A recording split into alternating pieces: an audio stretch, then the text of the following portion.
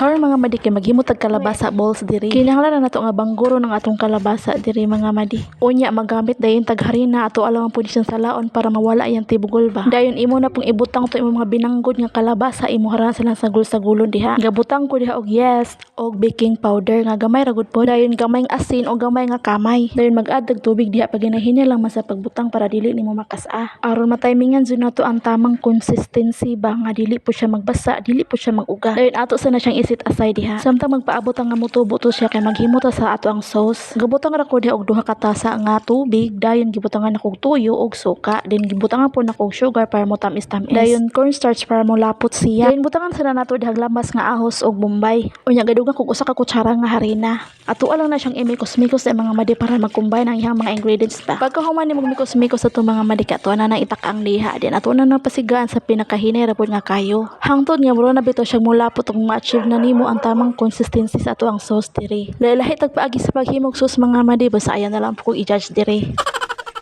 Kaya naluto naman ang atong sauce, mobalik na po sa atong mixture diri. So gadugang di ko dito og sibuyas dahon og magic sarap kay murag nakalimot ko ganiha. Magsugod na sa atong pagprito diri mga madi og mao ni atong consistency sa atong mixture. Sa pagprito para ma-circle siya kay mo gamit lang ta og scooper. Basi usa ka sa mga tawo nga dili mo angay og kalabasa diha madi. Sulayin na pud og himo ni kay basin di ganahan ra pud kaan. Mao ni nindot jud ni siya nga idea para sa mga tawo nga dili bitaw mo kaon aning kalabasa. Sa ingani nga pagluto bitaw mga madi kay bisan ang mga bata mo angay gud ani. So usa ka may gihulat ninyo diha mga madi, ayon na napabutang nga mulata pa na inyong kalabasa diha.